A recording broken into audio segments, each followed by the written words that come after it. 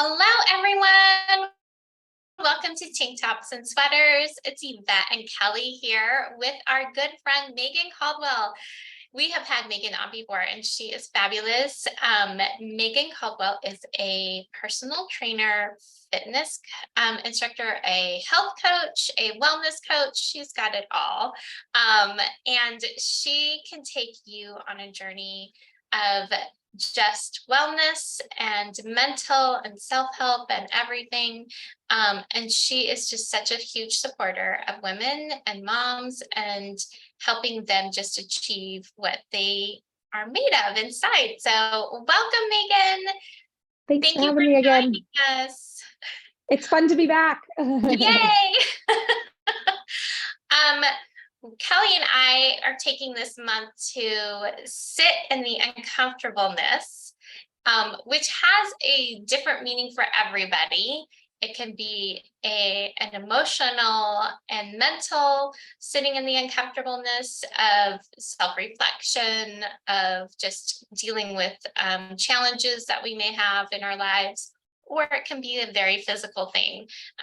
Being fitness instructors, I think we all kind of make our students, our clients, sit in that uncomfortable position and maybe just dig a little deeper. Like I'm sure we all have clients who are sitting there nodding their heads, yes. So we wanted to know, Megan, like what strategies do you use to sit in that uncomfortable? Oh, it's such a loaded question, and what an amazing topic to be presented with right now. I was just sharing, I've been in and out of vacation this summer, and for me, that's uncomfortable, just being off of routine. And I think so many of the women that I work with, we're planners, we're doers, we're achievers, and we think that if we have the plan, we can just be successful. And oftentimes what I work with on women is we need to plan for the uncomfortable, plan for the unplanned, plan for flexibility. And that's sometimes easier said than done. So in terms of specific strategies, I really think when it comes to being in the uncomfortable, it comes back to it's a mindfulness practice, right? It is being in tune with recognizing one, how you are feeling, uncomfortable, angry, scared, anxious, whatever it might be. Acknowledging it both. I loved how you said it is mental, but it's also physical. And I know that there's a lot of research out there in regards to how emotions portray themselves physiologically for us, which is why we all know that movement is so important, right? But I think it's, one, pausing and slowing down enough to acknowledge, okay, I'm uncomfortable right now, rather than go through the busyness of life, because we've all been there. We continue to be there for most of us for a lot of our time. And I think acknowledging how we feel, and then there's definitely power in naming it, just to say, oh, I am really anxious right now, or I am feeling angry, or I am just uncomfortable in this new situation that I'm in. Or even as you're talking about, we're leading a fitness class and we take our own classes and we challenge our bodies too, where it's like, oh, my legs are burning. It is my legs. It's not my heart. It's, so really being able to name it, I think can be really powerful, is just acknowledging it, naming it. And that can kind of take that first step in terms of diving into the uncomfortable. So that's one thing I have to share. I love that. I love that you're saying it's a mindset, because you're so right. It is that mindset, and naming it. I never really thought about that as far as like calling it out and really naming it and describing it. That's hugely helpful, because then you're not so stuck on the feeling of it or the challenge of it. It's like, oh, my legs are burning. Yep, that's because I'm sitting, in this position, or I'm using them in this certain way. Helps kind of keep your mind on track instead of spiraling into that, oh my gosh, why is this feeling this way? Or the what ifs and the whys and the everything else that start to bombard your brain in that challenging time. Totally.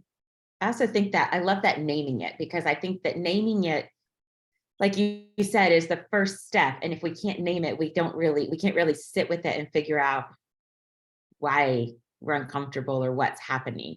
So really to say, whether you're working out, to say, oh, I'm running, it's my legs, not my heart, not my breath, I can push through it. Or to say, I'm feeling angry. And so instead of yelling at somebody, I'm going to sit down and figure out why I'm angry. Just like naming it is such a Right. huge, huge first step to be able to even start to deal with being uncomfortable. Right. Because I think when we talk about uncomfortable as humans, we don't like change, right? When we talk about behavior change and we talk about bettering ourselves, we don't like it. And so it's easier to stay in the things that we are comfortable in, even if they are habits, routines, friendships, whatever it might be that do not serve us and are not best for us. So it's how do we move through is first name it. And then an analogy I use with my clients often is we're going into whatever work we're doing as a science experiment. And so then after we've named it, we can start to get curious and ask ourselves questions. Okay, I am feeling anxious. Well, what is it about that's making me anxious? Is it because I'm live on a podcast? Is it because I'm coming off of a challenging conversation with my kid? What is it that's like, and to just dig a little bit deeper to really understand what those feelings mean. And then I know one other tip, which I probably got from my therapist years back, is to be able to then also to name it, but then also be able to separate it, like the emotion from who you are. Because I'm uncomfortable or because I'm anxious doesn't mean that that's who I am all the time. Right. So I think getting curious and then also being able to recognize that when we are uncomfortable, it's just a phase that we're in and we will get past it. Because when we're in the midst of it, it often can be really, really feel like a lot. Yeah. So it doesn't define us. That feeling is not defining us. It's just a feeling. It's a process we're working through or going through. It's not who we are or what we're about. It's just a process. I like that. Totally. So, and oh, go ahead. No, go for it. Okay, I was gonna say, so we as humans, we don't love change, and I absolutely agree with that. I think like any kind of change, it's an adverse reaction because we love our habits and we love our plans and we love having routine.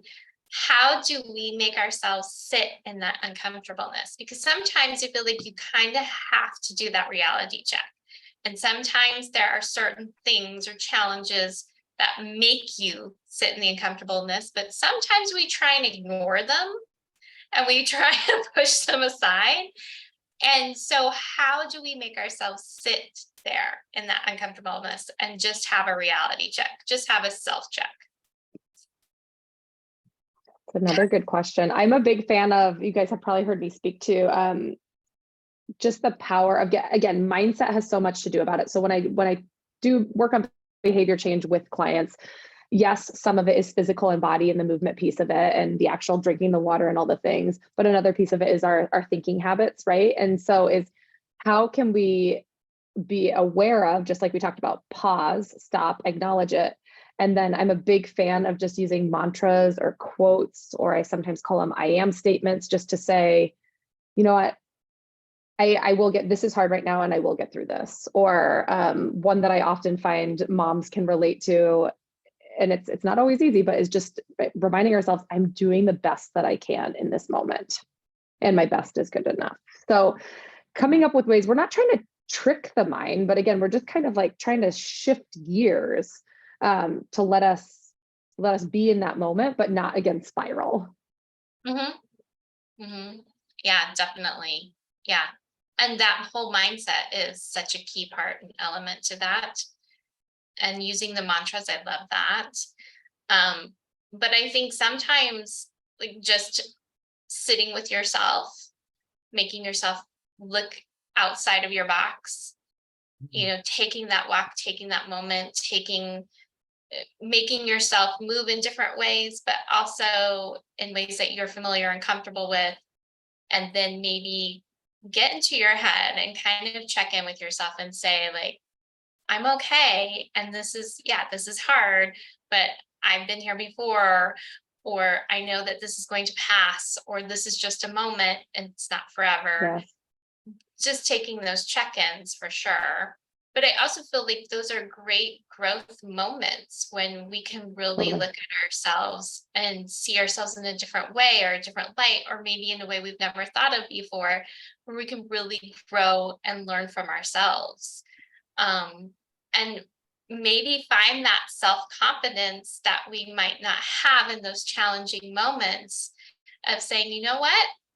I'm going to do this and I'm going to try and I'm going to put my best foot forward, or I'm going to put my best self out there. And, or like you said, I'm doing the best I can. This is my best and that's good enough. And just putting that out there. But I also think it's just so amazing to see some growth that can come out of that. And also in the physical side, like when you're being challenged on the physical side and you make yourself sit in that uncomfortableness and you push yourself just that tiny bit more and you find that willpower just to, straighten out that leg a little bit more or to Right. suck your core in some more, to sit deeper into those legs, or to Hold push your head that. up high as you see that finish line. Yes, yes, put your head up high as you see that finish line. So all those little challenging moments, I feel like can add to your self-confidence and your self-growth of knowing I just pushed myself a tiny bit further. Look how far I got. It's such a huge thing.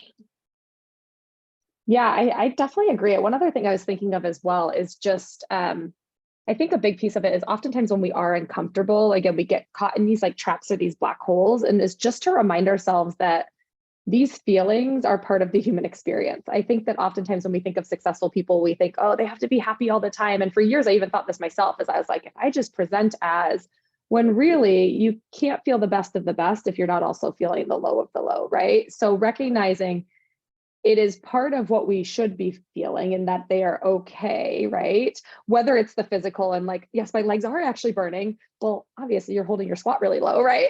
Yeah. Or some of these other things. And then the other thing that came to mind too was just this power of like shared experience. Again, we are humans, so it's okay to be feeling this. And how can we sometimes make ourselves sit in the uncomfortable? It's having conversations about the uncomfortable. It's asking questions. It's reaching out to the friend to say, hey, I'm not okay with this. Or, hey, do you want to go train for a half marathon with me? Because that's not comfortable. But when we have community and we have connection, it allows us to sometimes stay in those spaces. Yeah, I love that. And I think that a lot of times, like you said, we feel like we have to be happy all the time, or we present to be happy. But in sharing those highs and lows with community, with friends or whatever, whether it's parenting, movement, or whatever, it's that helps us stay in that uncomfortable a little bit longer and know we're not alone, and that uncomfortable, that Right. you have support and it's easier to move through. Does that make sense? Totally. And I think that when we can acknowledge that we're not alone, and we share our stories about the good and the bad, right? It's not just the highlight reel, it can also help us recognize when we need assistance, right? When we need help. Hey, Yvette, can you help cue me so this isn't as painful? Or, hey, does anybody have a recommendation for somebody who can help me with childcare? Whatever the uncomfortable is, like, or hey, I've been depressed and anxious for a while. Who's got a therapist for me? Just Yeah. being able to, when we have conversation about it, we can reach out for support, which as women can be a really challenging thing to do, right? Because we have this pressure from society that we should be able to just do it all. Super mom. Yeah. Super mom. Yeah. Do everything. And keep it all together. We are Right. the super mom unicorns. Yeah.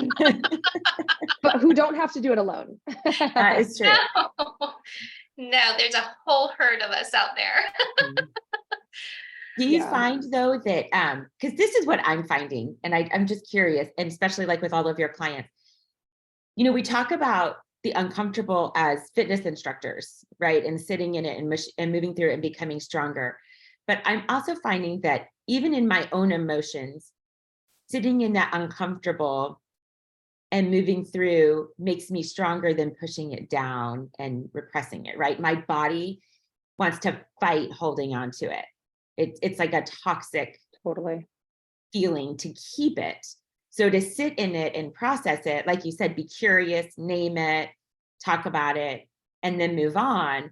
I feel like that's like almost its own healing process as you move through, not just for your spirit, but also for your body.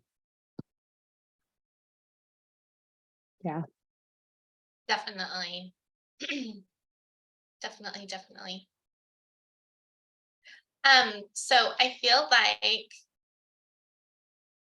we are totally hitting the nail on the head here with the uncomfortableness, but I'm going to get a little bit more personal and ask, what are some lessons that we have learned from sitting in the uncomfortableness that you could share?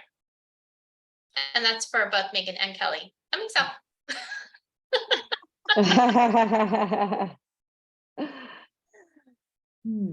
I'll start. Yes, go for it. Go for it, Yvette. Some of the lessons I have learned about sitting in the uncomfortableness, because I feel like I sit there a lot sometimes. And it's not that I get stuck, but it's just that there are challenges that have come up. And I've just learned that if I make myself sort of look inward and sort of self-reflect, and I take that moment for myself instead of pushing it aside, I just say, okay, in this moment, I need to sit down, or I need to take a walk, or I need to do a class, whatever it is. I've learned to grow in that moment. I've learned to self-reflect in that moment. I've learned to make myself just face it head on and go, okay, we're going to take care of this right now, instead of internalizing it and letting it fester and letting it stress me out, or, do the things that I don't want it to do.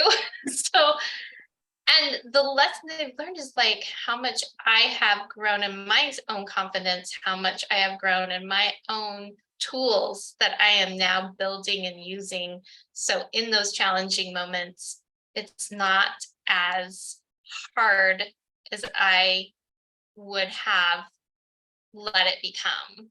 And I don't feel like it's this brick wall that I'm just smacking my head up against, but that it's something that I know I can get through. And I can sit there and say, okay, take a deep breath and here we go. I just keep riding the roller coaster. But that has been years and years of me, coming up against the brick wall, and of me just learning to listen to what my mind and my emotions and my body need at that very moment. But yeah, one of those greatest lessons for sure. I'll tell you a funny one though. The dancing side of this, of when I was younger, is we had this very amazing dance teacher, and I remember once in class, she did this full out routine. She did this amazing jump at the end, and she looked at us and she's like, okay, go, you're going to do this now. And all of us were looking at each other like, oh my God, like, there's no way we're going to get our legs up that high. I had never done like a jump, split, kick thing. And none of us had, and we're just looking at her like, are you crazy? Like we're not even capable of doing that yet. But she looked at us and did not budge. And she was like, 5, 6, 7, 8, go. And we had to go. By the end of class, by the end of the hour, we were halfway there. We were pretty much doing that jump and that kick. So it was just having to get over that hurdle. And I think that's where the uncomfortable and the challenges is, that hurdle of self-confidence and believing in yourself, of being able to do something or be able to do that thing that you think you can't do, which eventually you can. But if you can't, and it literally physically is impossible, then that's okay. You can move on to something else, or you can move on. I think that's where we sometimes get stuck. But yeah, I will never forget that dance teacher and that lesson that she taught us. And it was really amazing, because after that class and after accomplishing that, I was like, oh, all it takes is for me to practice. All it takes is for me to try. And then it really opened all of us up to then move forward and dance in a different way. So it was kind of cool. But that was my lesson.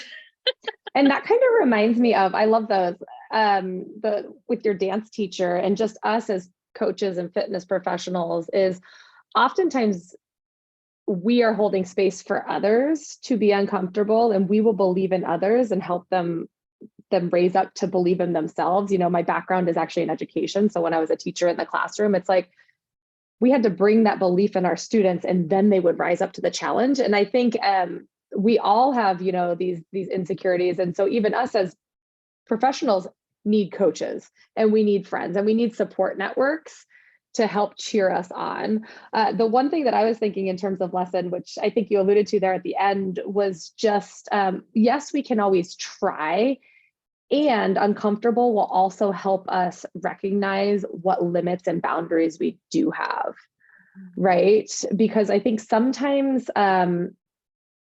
if we don't take time to sit in the uncomfortable, we might put up boundaries too soon for whatever that might be. Oh, I can't do 10 push-ups. I could never do even one. Why would I be able to do 10? Like, I'm just going to do whatever, right? As opposed to sit in the uncomfortable, try it out, have our cheerleaders cheer us on, and then recognize, actually, yes, I can. Or wait, maybe no, I can't. I have a shoulder injury from 20 years ago that I actually can't physically do 10 push-ups, and that is okay. And I can still strengthen in other ways. So that's one that I related to. Another one that I was thinking of in terms of lessons, I think I took this question slightly different, is I have learned in being able to be more uncomfortable in spaces is I actually, as I've gotten older, the planner in me, the perfectionist in me, I have had to strategically try to figure out ways to do things more spontaneously. So have an afternoon that is unplanned. Or one of my goals, I might have shared this last time I was on the podcast in 2023, was to just each month, I want to try a new thing, like just something that I haven't done before. And it's, for example, I went snowshoeing back in the winter, and I was like, I don't know if I'm going to love this or hate this. Is it going to be hard? Is it going to work with what my body is able to give me today? But just being able to actually make the choice, we have the choice to put ourselves in new situations. So I guess that's one thing, that lesson I've taken just over the years, is like, I can actually make the choice to put myself uncomfortable and then say, wait, nope, I don't want that. Or yes, I want to dive a little bit further into that space. I love that. I love that choice, because I think sometimes as moms, we feel like we don't have that choice, right? Mm-hmm. And so to give yourself permission to have that choice. I think one thing I thought about when you said lesson was, I've learned to pause because I think so often something is uncomfortable and I'm like, hurry up, run away, or hurry up and get through it. And sometimes it doesn't need to be a hurry up. And so it's that pause in between realizing there's something uncomfortable and the reaction to it that I think is where a lot of my lessons are learned, to take that deep breath and pause and really, like you said before, be curious. What do I need to learn here? What's the direction I need to go? What am I trying to achieve? What are my boundaries? Do I need to set up a boundary, or is it too quick to set up a boundary? It's that pause. Totally. And I think the other thing from sitting in the uncomfortable that I've learned is it's okay to rest, to give myself permission to rest, because I love that. Especially as a mom, now that my kids are getting older and moving out, I'm like, oh, we just never stopped, and you never rested. And my body, my spirit, all of me, my whole self needs to rest every once in a while. So I think sitting in this uncomfortable will make you realize it's okay to take the time after that to rest. So those are the two that have kind of stuck with me. Totally. It's so funny. I feel like pause, rest, reflection are things that I preach. Yes. And it's something that I still also struggle with, right? Because it's uncomfortable. Oftentimes it's more comfortable for us in our culture and society is to just go, and not have to think about it. When you were saying this concept of pausing, the first thing that came to mind in terms of like an example is like when you get that text or email from someone and you're like, oh my gosh, like what did I do wrong? Or did I like, and you're trying to interpret it. And rather than like say an email from your kid's teacher, say, or something. Yeah. And it's like, your immediate response is to be like, there's no way he did that. Like, I sent him with whatever, and it's like, if you pause and reflect, you can then approach it and react in maybe a different manner. So I love those. Oh yeah. You can get more curious when you pause, because then you don't have that automatic reaction of whatever comes to you. Like, no, my kid did it, or like, why'd you do that? Or, anything like that. It's just that it gives you that space to take that breath and say, okay, let's look at this. Let's be curious. Yeah.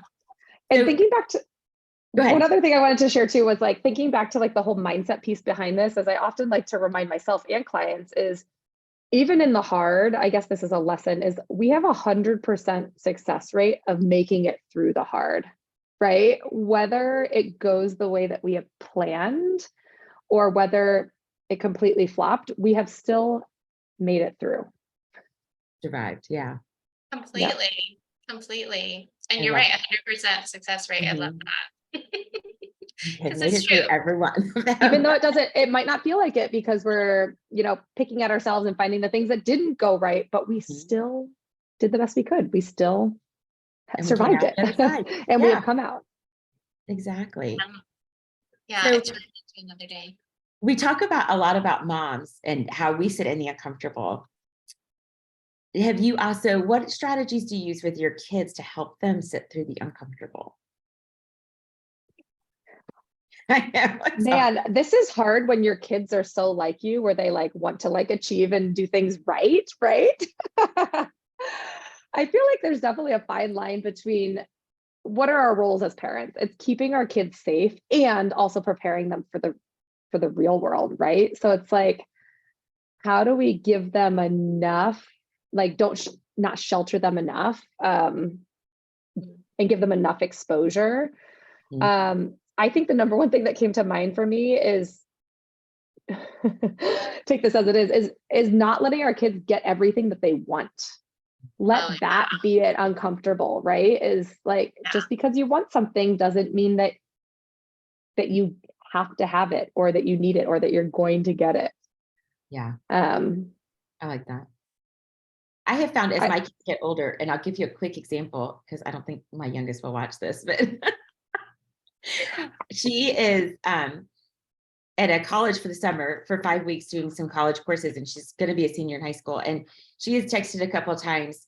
And she's running cross country, and I didn't run today. Should I feel bad? Should I run? And I can't, not answering for her, not saying, oh, you don't have to run or you should go run.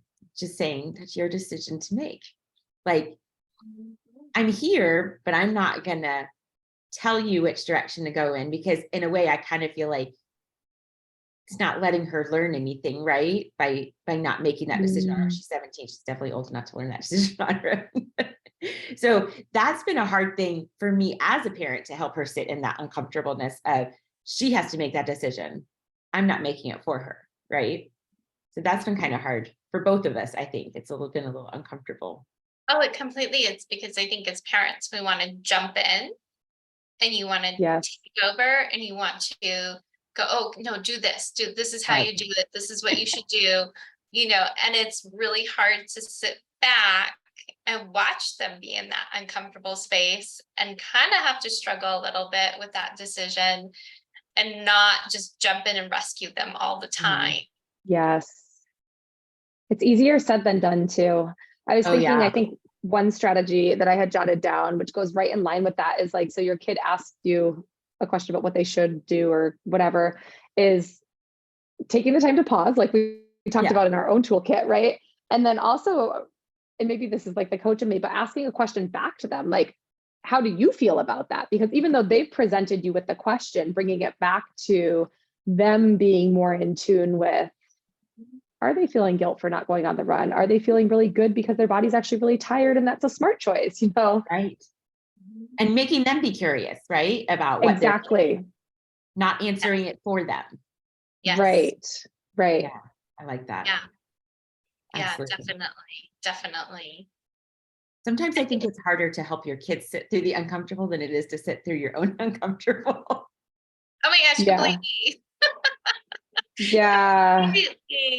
Completely. And I feel like we just got through a pandemic, and I think it's just twice as hard for them because I think we were so confined with them that now it's so hard to make, kind of push them into that independent space or to independently think when you've always been there, safeguard, safety nets, answering their questions, showing them what to do. It's kind of now, all right, you got to start going out on your own, and you got to start making those decisions for yourself. And you have to now not have mom answer all your questions, Yeah. Right.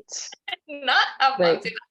And it's so hard because I feel that too, Kelly, where I'm wanting to answer all the questions, and I'm wanting just to be like, oh yeah, just do this. And I'm Here's like, how you fit it all in. This is your yes, schedule. right. And I'm Right. trying just to be like, Mhm. like, I'm just gonna step back. And Megan, you're right. Like, presenting that question back to them of saying, well, what do you think you should do?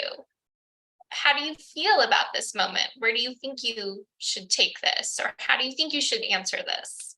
So mine Yeah. can be super paranoid about answering emails or texts.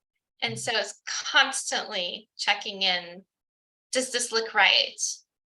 Does this sound okay? Am I wording this all right? And it's Yeah. me trying to take that step back and saying, well, what do you think? Well, how does this sound to you? Without, step outside your box, without being in your head right now. Like, how does this sound to you if it was coming from somebody else? So Yeah. but it's hard because I just want to like take over and be like, oh, give me your phone. Let me write this for you. Or if you actually send it like that, like somebody might take offense or whatever it might be, but it's Right. one of those, like, it comes back to the start of our conversation. I feel like where when we sit in the uncomfortable, that is where some of our greatest lessons are learned. Right. And so like, unless we allow ourselves to fail and allow our kids to fail, Mhm. not a lot of learning can take place. And that's a hard one when you have to watch them when they're fail. having, yes, so hard. But I think also giving them permission to fail. Like, we're not going to be perfect at everything, and we're not going to be perfect at it the first time. And no one's perfect. We have all fallen. The goal is that we get back up. We learn a lesson and we try again. Or we learn that that's a boundary that we don't want to cross. But there's a lesson to be learned in that failure or that uncomfortableness. And I love the fact that, like, we can sit here and say, hey, we have this too, like, we're not perfect. We have all kinds of stuff and we have to sit through it and move through it too. But that's, like you said, that's how we learn. That's where that uncomfortableness is, where the lessons are learned, and that's where we grow. Completely. Yeah. Yay. Well, I think there's some great takeaways from today. I love the getting curious, the pausing, the naming it, the giving our kids permission to feel and to be curious with them instead of always just telling them. I love the concept of kind of approaching them with that coaching mindset too, of tell me how you feel about this. Let's help them learn to sit in the uncomfortable too. So thank you so much, Megan, for joining us. That was a fantastic conversation. And we love. Thank you for having me. Thank you. And we will be doing more podcasts on YouTube and more classes. Yvette and I just had a class that's a fusion of bar and Pilates about sitting in the uncomfortable.